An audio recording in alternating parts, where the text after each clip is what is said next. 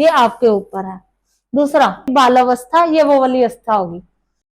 राधे राधे आप सभी को। मैं एस्ट्रोलॉजर वंदना चावला आप लोगों का स्वागत करती हूँ मेरे इस चैनल पर। हमने पिछली क्लासों में सीखा था कि कुंडली में सूर्य अपने अलग अलग घरों में क्या रिजल्ट दे रहा है हमें। अब मैंने एक एग्जाम्पल कुंडली बनाई है, आप लोगों के साथ डिस्कशन करते हैं कि सूर्य कुंडली में हम लोग कैसे देखेंगे, कैसे जज करते हैं, उसका पॉजिटिव और नेगेटिव रिजल्ट हम किस तरह से एनालाइज करते हैं। तो चलिए, ये मैंने किसी की भी एक कुंडली बनाई है, ऐसे ही एक नट से लेकर। मकर लगन की कुंडली है, लग्नेश मकर, और उनके हैं शनि। उसके बाद चंद्र बैठे हैं 7th हाउस में। चंद्रमा के साथ जो राशि होती है, मैंने आपको बताया था कि वो आपकी होती है चंद्र राशि। चंद्र राशि कर्क, चंद्र। इन दो चीजों से हमें ये इफेक्ट पता चलता है कि हमारे नेचर का 80% हमारे बोलने का तरीका, हमारे चलने का तरीका, हमारे बॉडी का टेक्सचर, हमारे पढ़ने लिखने का तरीका, हमारा माइंड कैसे चल रहा है, इन दो चीजों से 80% हमें पता लग जाता है कि हमारी। अब इस पर्सन की कुंडली में मकर है, मकर राशि शनि देव की, और कर्क चंद्र देव की। अब ये स्लो काम करने वाले होंगे, थोड़ा थोड़ा सोचकर धीरे धीरे काम करते होंगे, लेकिन करते होंगे। और कर्क है तो माइंड इनका चेंज होने वाला, मूवमेंट्स होने वाला होता है। मेन आज हम डिस्कशन कर रहे हैं सूर्य के ऊपर। सूर्य इस घर में, इस कुंडली में क्या रिजल्ट हमें देखा। देखिए 10वीं राशि है, 10, 11, 12, 1, 2। सूर्य बैठा है 5वें घर में,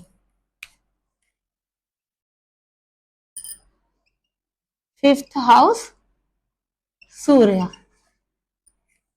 और उसके बाद सूर्य बैठा है शुक्र की राशि में, 2, वृषभ राशि। वृषभ राशि शुक्र की राशि है, मतलब शुक्र के घर में वृषभ राशि। ये सिर्फ इसलिए लिख रही हूं कि आपको ये पॉइंट क्लियर हो सके कि सूर्य वृषभ राशि में 5वें घर में बैठे हुए हैं।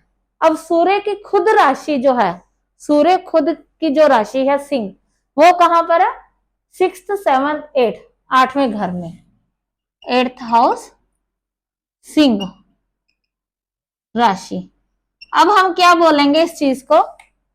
8वें घर के मालिक 5वें घर में बैठे हैं वृषभ राशि में। और उसके बाद हमने देखना है कि सूर्य को कोई ग्रह देख रहा। अब देखिए, सबसे पहले हम पहले घर को देखेंगे, कोई ग्रह नहीं है। उसके बाद मंगल और राहु है। मंगल की होती है चौथी और 8वीं दृष्टि, 1, 2, 3, 4, मतलब मंगलदेव सूर्य को देख रहे हैं। बुध को भी देख रहे हैं, पर हम आज कर रहे हैं सूर्य को डिस्कस, तो हम सिर्फ सूर्य को ही लेकर चल रहे हैं। तो सूर्य को देख रहे हैं मंगलदेव, सूर्य को देख रहे हैं मंगल देव।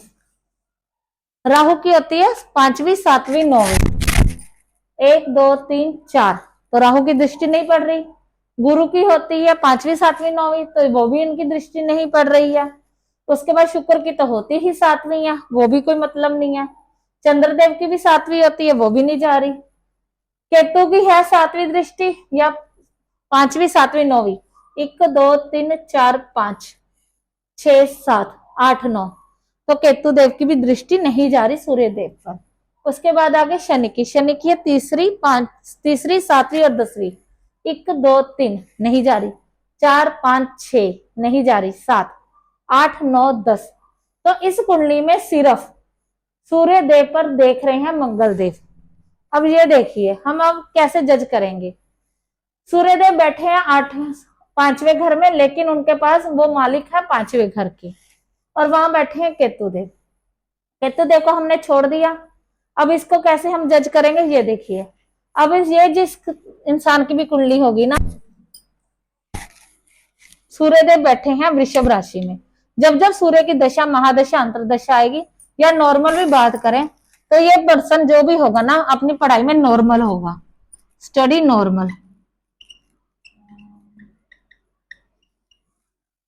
क्योंकि शत्रु राशि में बैठे हैं लेकिन राजा है। डिग्री देखिए 8 डिग्री है, तो इनका रिजल्ट नॉर्मल होगा, ज्यादा हाई भी नहीं कह सकते और ज्यादा लोस्ट भी नहीं। जो मैंने आपको स्टार्टिंग में सिखाई थी बाल अवस्था, ये वो वाली अवस्था होगी कि बेबी अवस्था। बट एक राजा है तो अपना तो असर दिखाएगा ही। तो यहां पर क्या दिक्कत होगी, इनकी बच्चों के साथ कम बनेगी। अगर ये मैरिड पर्सन है, मैरिड है तो शादी शुदा,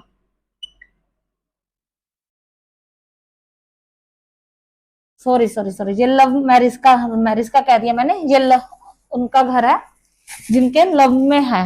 तो जो अपने जो अगर ये व्यक्ति किसी के साथ प्यार कर रहा है या लड़की किसी के साथ प्यार कर रही है तो उस पर ये अपना पूरा हक जमाएंगे।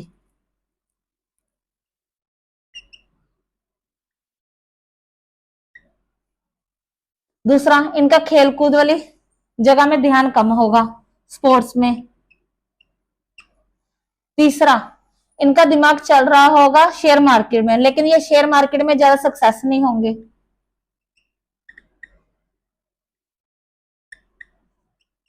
ध्यान इनका पूरा जाएगा शेयर मार्केट की तरफ, क्योंकि राजा है तो हर एक चीज में पंगा तो लेना ही लेना है, लेकिन शत्रु राशि में बैठे हैं तो इसलिए वो सक्सेस भी नहीं हो पाएंगे। दूसरा, अब ये बैठे हैं 8वें घर में, क्योंकि 8वां घर भी लिंक हो गया इनके साथ। तो 8वां घर है अचानक आपको कुछ भी फायदा या नुकसान होने का, आपके अंदर चेंजेस लाने का, आपके इन लॉस का। तो अगर तो ये घर हो गया, अगर मैरिड पर्सन है, यहां अब इस घर के हिसाब से इसको लिंक कर रहे हैं कि अगर ये मैरिड पर्सन है तो इन लॉस के साथ नहीं बनेगी, चाहे वो लड़का है चाहे वो लड़की है। और दूसरा, अगर ये मैन्युफैक्चरिंग का काम कर रहे हैं, टैक्स से रिलेटेड जुड़ा काम कर रहे हैं, लॉ से जुड़ा हुआ काम कर रहे हैं, प्लस ऑकल्ट से जुड़ा हुआ अगर कोई काम कर रहे हैं, तो ये जो प्रॉब्लम हुई है ना इन सबको, ये नॉर्मल होनी शुरू हो जाएंगी और पॉजिटिव होनी शुरू हो जाएंगी। अगर इनका जैसे काम क्रिएशन का भी है, ये काम है, अगर ये खुद कोई इस घर से जुड़ा हुआ काम करेंगे तो इन चीजों में दिक्कत नहीं होगी। ये बच्चों का भी घर है तो इनके बच्चों के साथ भी नहीं बनेगी पहले तो।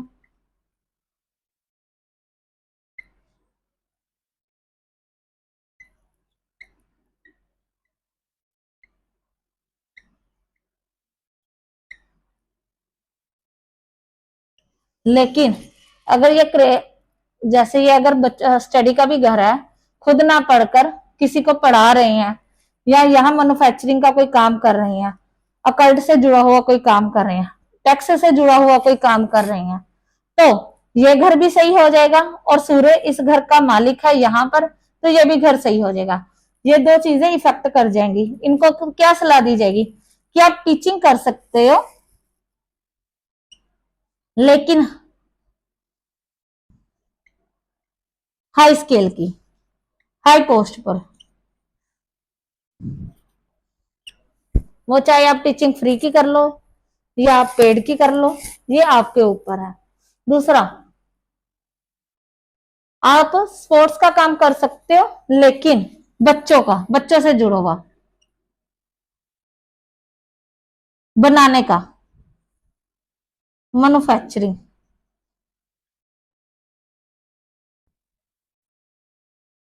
कि बच्चों का खेल का सामान, क्योंकि ये इससे भी जुड़ा हुआ हो गया ना। आप टीचिंग कर सकते हैं लॉ से जुड़ी हुई, टैक्स से जुड़ी हुई, ये घर भी लिंक हो गया ना आपका इस वजह से। और जब मंगल की भी दशा चलेगी सूर्य के साथ, तब सूर्यदेव और मंगल देव के भी इफेक्ट इनको पड़ेंगे। ये जब हम नेक्स्ट क्लास में हम आपको बताएंगे कि मंगल के साथ सूर्य के क्या इफेक्ट पड़ते हैं। मंगल के साथ मंगल 12 घरों में क्या क्या रिजल्ट देते हैं और क्या क्या रिजल्ट पड़ते हैं, ये फर्क पड़ता है। अब ऐसे एक आपको हल्का जा हिंट दे देती हूँ मैं। 11 राशि में बैठे हैं मकर देव, मंगल देव, ये आपकी होगी शनि की राशि। शनि मंगल देव के ज्यादा वैसे देखा जाए ये एनमी है, तो इनकी आपस में कुछ ज्यादा बनते नहीं है, तो यही यहाँ पर प्रॉब्लम क्रिएट होगी। और मंगल राहु देव के साथ है तो इस इंसान का दिमाग घूमेगा कि सही डिसीजन नहीं ले पाएगा, सेविंग नहीं कर पाएगा। और जब मंगल की दशा चलेगी और सूर्य पर रिजल्ट पड़ेगा तो यहाँ घर में और प्रॉब्लम बढ़ जाएगी। तो इस इंसान की आवाज भी थोड़ी आप कह सकते हो हार्ड, बोलने का तरीका थोड़ा रूड, ये सब कुछ होगा। ये धीरे धीरे आप सबको समझ में आएगा। कुंडली को जज कैसे किया जाता है वो ऐसे होता है, एक बार फिर से देख लीजिए मेरे साथ। सूर्य बैठे हैं वृषभ राशि में, जो उनकी शत्रु राशि है शुक्र देव की, और खुद सूर्यदेव बैठे हैं 8वें घर में, जो प्रॉब्लम वाला पूरा ही प्रॉब्लम वाला घर है। तो प्रॉब्लम वाले घर का मालिक बैठ गया त्रिकोण के घर में, है तो ये घर बहुत अच्छा, क्योंकि इष्ट देव का भी घर है। तो यहाँ पर क्या होगा कि सूर्यदेव की 8 डिग्री है, रिजल्ट तो देंगे, प्रॉब्लम भी होगी, लेकिन उतने नहीं जितना हम बहुत ज्यादा कह सकते हैं। कि जैसे आप कह लीजिए कि समुद्र में आप घूमने गए हैं, आपकी नाव डूब भी गई या आपका जहाज डूब गया, लेकिन आप बच गए। उसी हिसाब से होगा कि प्रॉब्लम तो आएगी पर इतनी बड़ी नहीं होगी कि आप उसको फेस ना कर सके, लेकिन प्रॉब्लम आती रहेगी। तो इन सब प्रॉब्लम का सोल्यूशन का हल क्या होगा कि अब इस घर से जुड़े हुए कामों को मिलाकर अगर कोई एक काम कर लेते हैं तो आपके दोनों प्रॉब्लम की सोल्यूशन हो जाएगा। या आप सूर्य से जुड़ा हुआ घर, सूर्य से रिलेटेड कोई काम करते हैं, तब भी ये आपकी प्रॉब्लम खत्म हो जाएगी। आपको क्या करना होगा, आपके फादर की रिस्पेक्ट करनी होगी, जो मैंने आपको शुरू में भी बताया था कि अगर आप बिना खर्चे का, अगर कोई भी आपसे अभी कुछ नहीं हो रहा क्योंकि प्रॉब्लम ज्यादा लग रही हो, तो आप क्या कर सकते हैं, डेली सूर्य को जल चढ़ाएं, फादर की रिस्पेक्ट करें, सुबह उठकर अगर आपको पॉसिबल लगे तो अपने फादर के पैर स्पर्श करना शुरू कर दें, पैरों को छूना शुरू कर दें। ये कुछ टाइम जरूर लगेगा पर आपको इफेक्ट पड़ना शुरू हो जाएगा। तो कुंडली को हम ऐसे एनालाइज करते हैं। तो आज की हमारी वीडियो यहीं पर समाप्त होती है, तो हम आपको मिलते हैं अपनी नेक्स्ट वीडियो पर। अगर आपको कोई भी अगर आप चाहते हैं कि आगे कुछ और नए टॉपिक पर डिस्कशन हो तो आप प्लीज हमें कमेंट पर लिखकर जरूर भेजिएगा। कमेंट, लाइक और शेयर करना ना भूलें। राधे राधे आप सभी को।